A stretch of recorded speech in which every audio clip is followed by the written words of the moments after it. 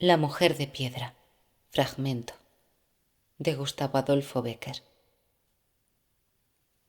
Yo tengo una particular predilección hacia todo lo que puede vulgarizar el contacto o el juicio de la multitud indiferente.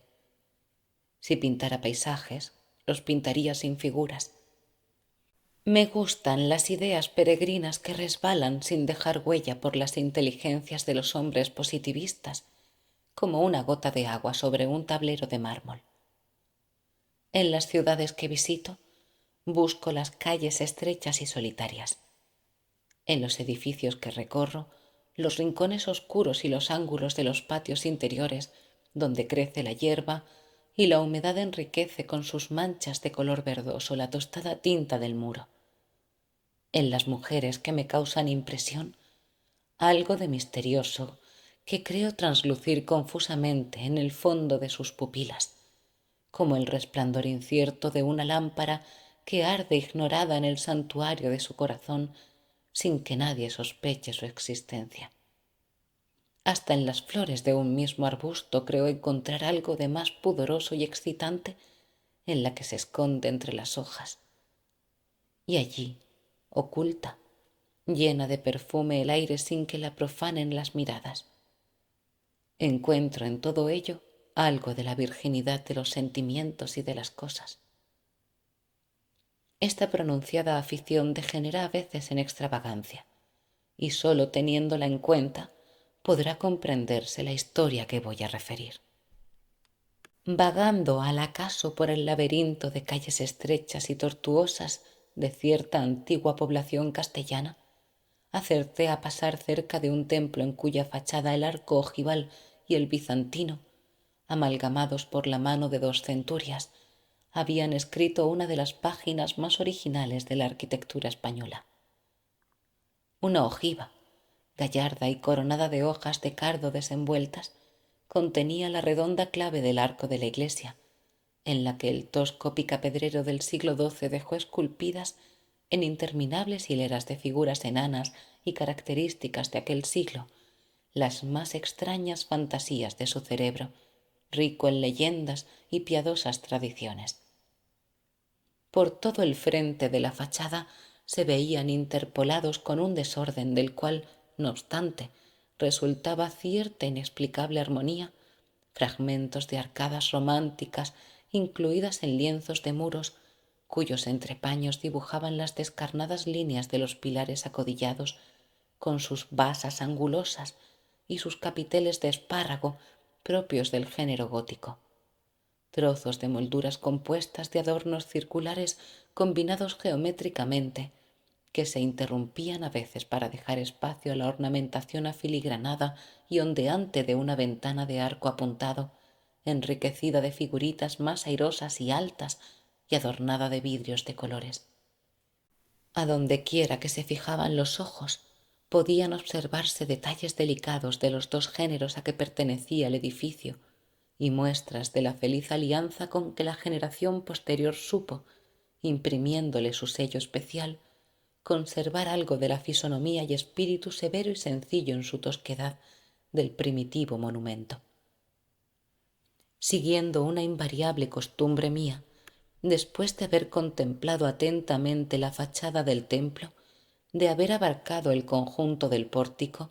con la cuadrada torre bizantina y las puntas de las agudas flechas ojivales que coronaban, flanqueándola, la cúpula de la nave central, comencé a dar vueltas alrededor de su recinto, inspeccionando sus muros,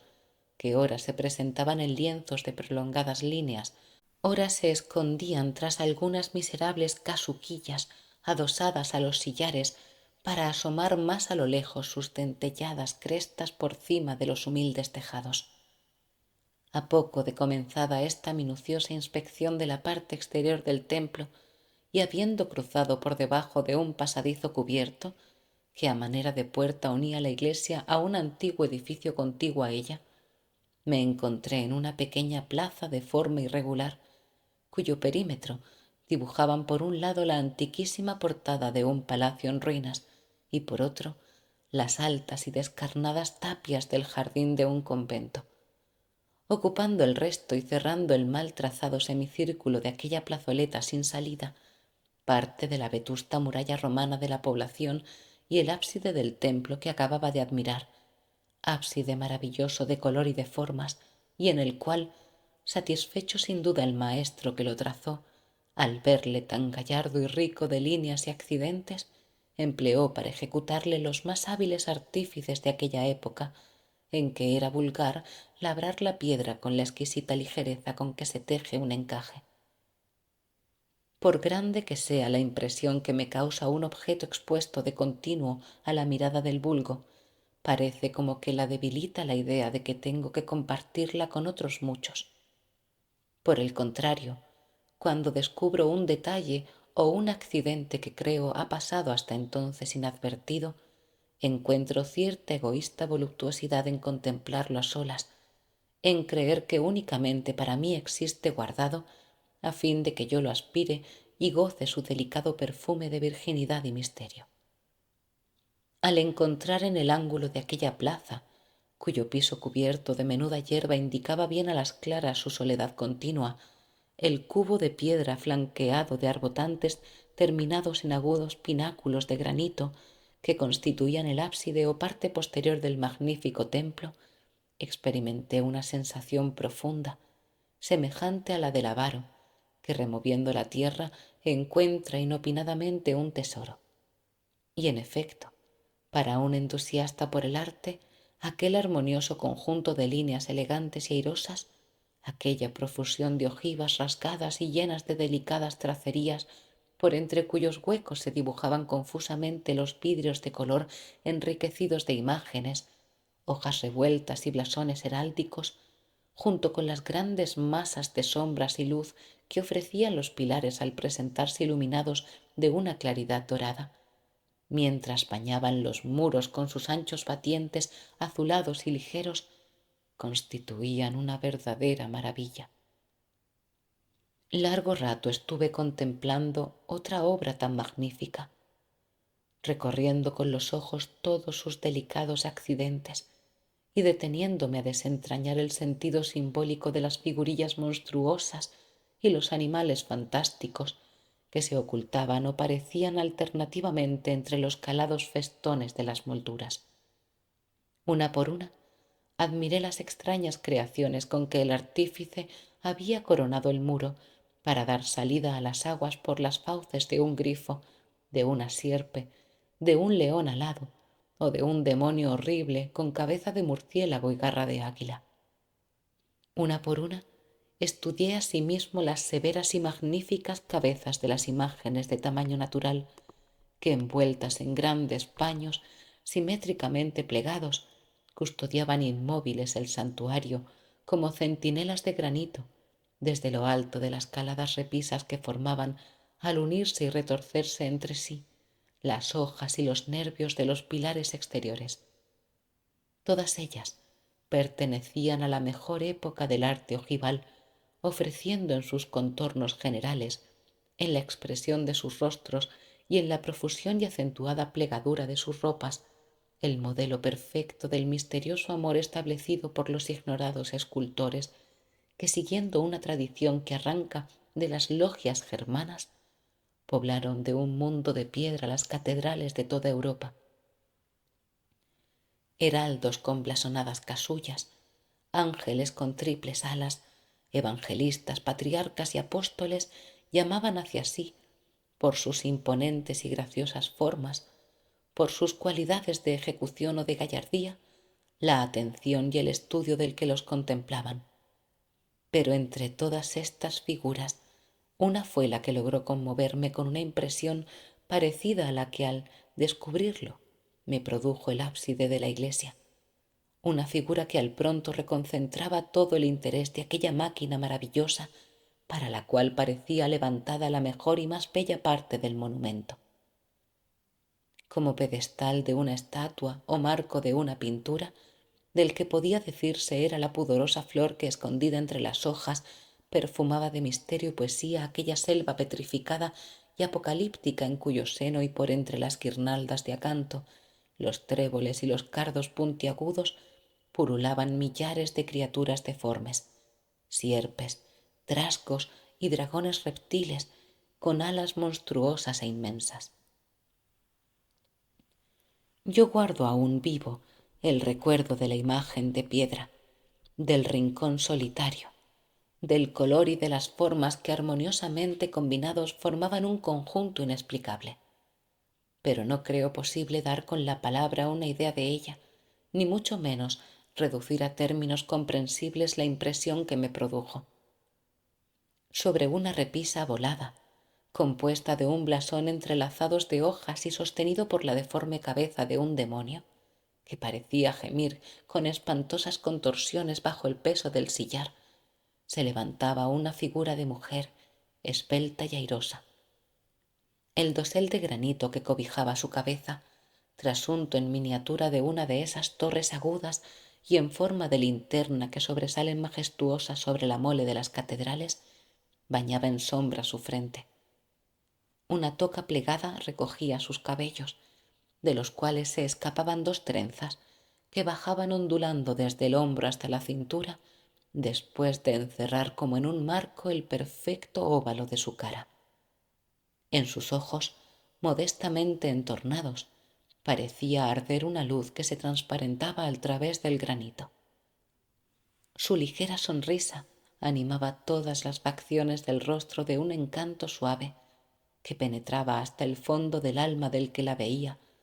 agitando allí sentimientos dormidos, mezcla confusa de impulsos de éxtasis y de sombras de deseos indefinibles. El sol, que doraba las agudas flechas de los arbotantes, arrojaba sobre el templo el dentellado batiente de las almenas del muro y perfilaba de luz el ennegrecido y roto blasón de la casa solariega que cerraba uno de los costados de la plaza. Comenzó poco a poco a ocultarse detrás de una masa de edificios cercanos. Las sombras tendidas antes por el suelo y que insensiblemente se habían ido alargando hasta llegar al pie del ábside, por cuyo lienzo subían como una marea creciente, acabaron por envolverle en una tinta azulada y ligera. La silueta oscura del templo se dibujó vigorosa sobre el claro cielo del crepúsculo que se desarrollaba a su espalda limpio y transparente, como esos fondos luminosos que dejan ver por un hueco las tablas de los antiguos pintores alemanes. Los detalles de la arquitectura comenzaban a confundirse. Los ángulos perdían algo de la dureza de sus cortes a bisel. Las figuras de los pilares se dibujaban indecisas como fantasmas sin consistencias envueltas en la oscuridad que arrojaban sobre ellas los monumentales doseles. Inmóvil, absorto en una contemplación muda, permanecía yo aún con los ojos fijos en la figura de aquella mujer, cuya especial belleza había herido mi imaginación de un modo tan extraordinario.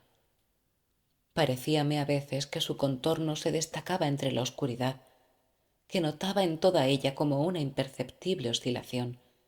que de un momento a otro iba a moverse y adelantar el pie que se asomaba por entre los grandes pliegues de su vestido al borde de la repisa. Y así estuve hasta que la noche cerró por completo. Una noche sin luna, sin más que una confusa claridad de las estrellas, que apenas bastaba a destacar unas de otras las grandes masas de construcción que cerraban el ámbito de la plaza. Yo creía, no obstante, distinguir aún la imagen de la mujer entre las tinieblas, mas no era verdad. Lo que veía de una manera muy confusa era el reflejo de aquella visión, conservada por la fantasía, porque cuando me separé de allí aún creía percibirla flotando delante de mí entre las espesas sombras de las torcidas calles que conducían a mi alojamiento. ¿Por qué, durante los 14 o 15 días que llevaba de residencia en aquella población, aunque continuamente estuve dando vueltas sin rumbo fijo por sus calles, nunca tropecé con aquella iglesia y aquella plaza, y desde la tarde en que las descubrí, todos los días, cualquiera que fuese el camino que emprendiera, siempre iba a dar a aquel sitio, es lo que yo no podré explicar nunca, como nunca pude darme razón cuando muchacho, del por qué para ir a cualquier punto de la ciudad donde nací era preciso pasar antes por la casa de mi novia. Pero ello era que unas veces de propósito hecho, otras por casualidad, ya porque a las mañanas se tornaba bien el sol contra la tapia del convento, ya porque al caer la tarde de un día nebuloso y frío se sentía allí menos el embate del aire, iba allí a todas horas y me encontraba frente al ábside de la iglesia, sentado en algunas piedras amontonadas al pie del arco de la antigua casa solariega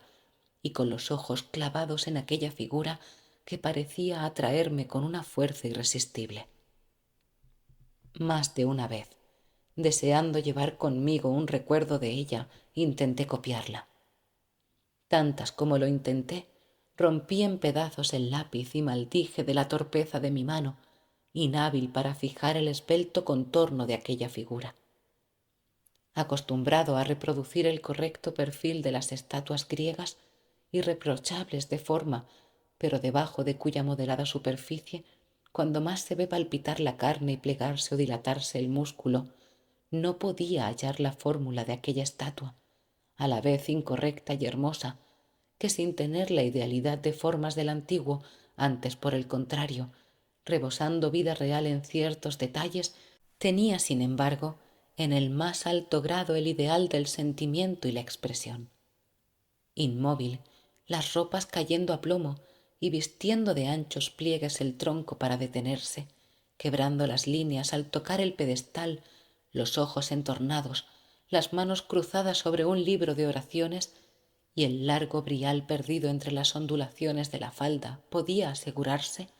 y al menos este efecto producía, que debajo de aquel granito circulaba como un fluido sutil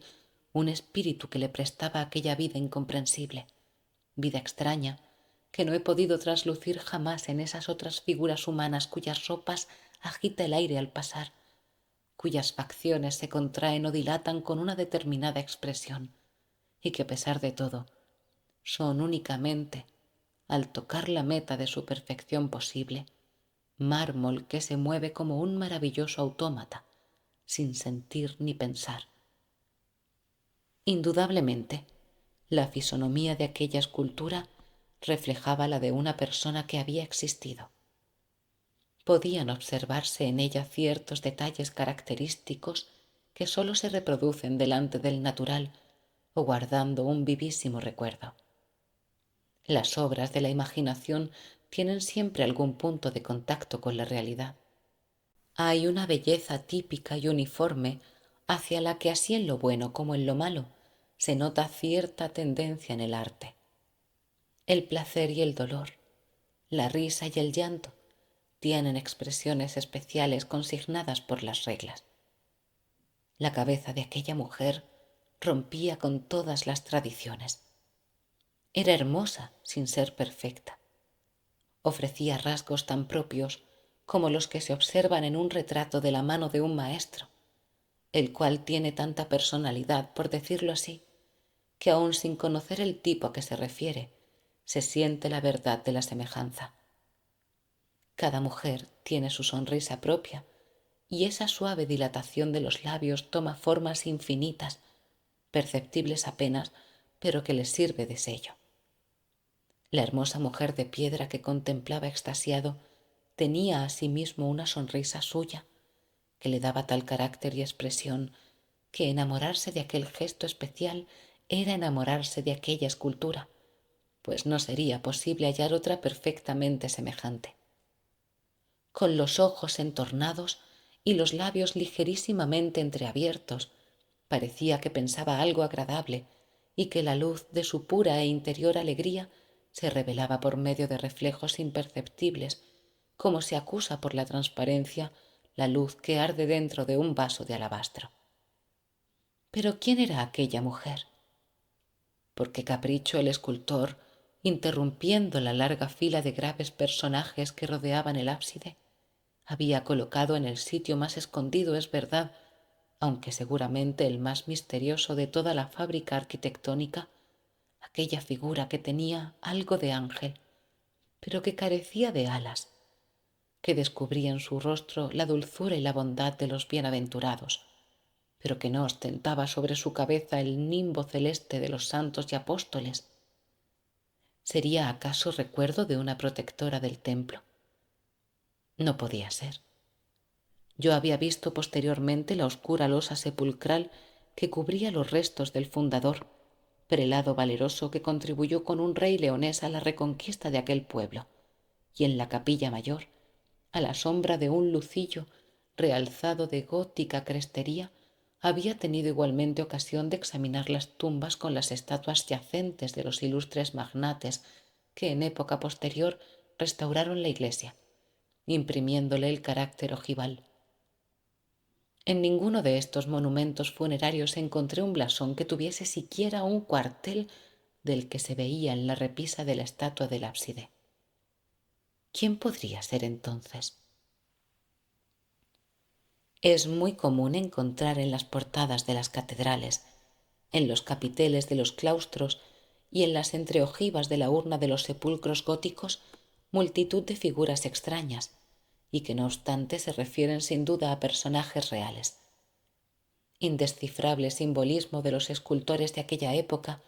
con el cual escribían a la manera que los egipcios en sus obeliscos, sátiras, tradiciones, páginas personales, caricaturas o fórmulas cabalísticas de alquimia o adivinación. Cuando la inteligencia se ha acostumbrado a deletrear esos libros de piedra, poco a poco se va haciendo la luz en el caos de líneas y accidentes que ofrecen a la mirada del profano, el cual necesita mucho tiempo y mucha tenacidad para iniciarse en sus fórmulas misteriosas y sorprender una a una de las letras de su escritura jeroglífica. A fuerza de contemplación y meditaciones, yo había llegado por aquella época a deletrear algo del oscuro germanismo de los monumentos de la Edad Media. Sabía buscar en el recodo más sombrío de los pilares acodillados del sillar que contenía la marca masónica de los constructores. Calculaba con acierto el machón o la parte del muro que gravitaba sobre el arca de plomo, o la piedra redonda en que se grababan con el nombre de secta del maestro, su escuadra, el martillo y la simbólica estrella de 5 puntas, o la cabeza de pájaro que recuerda el ibis de los faraones. Una parábola, aún abajo en el segundo velo. Una parábola, aún abajo en el segundo velo. Una alusión histórica o un rasgo de las costumbres, aunque ataviadas con el disfraz místico, no podían pasar inadvertidos a mis ojos si los hacía objeto de inspección minuciosa. No obstante, por más que buscaba la cifra del misterio, sumando y restando la entidad de aquella figura con las que la rodeaban, por más que trataba de encontrar una relación entre ella y las creaciones de los capiteles y franjas, algunos de efecto microscópico, y combinaba el todo con la idea del diablo que abrazaba el escudo, gimiendo bajo el peso de la repisa, nunca veía claro, nunca me era posible explicarme el verdadero objeto, el sentido oculto, la idea particular que movió al autor de la imagen para modelarla con tanto amor e imprimirle tan extraordinario sello de realismo. Cierto que algunas veces creía ver flotar ante mi vista el hilo de luz que había de conducirme seguro a través del dédalo de confusas ideas de mi fantasía, y por un momento se me figuraba encontrar y ver palpable la escondida relación de los versos sueltos de aquel maravilloso poema de piedra, en el cual se presentaba en primer término y rodeada de ángeles y monstruos, de santos y de hijos de las tinieblas, la imagen de la desconocida dama, como Beatriz en la divina y terrible trilogía del genio florentino. Pero también es verdad que después de vislumbrar todo un mundo de misterios como iluminado por la breve luz de un relámpago, volvía a sumergirme en nuevas dudas y más profunda oscuridad.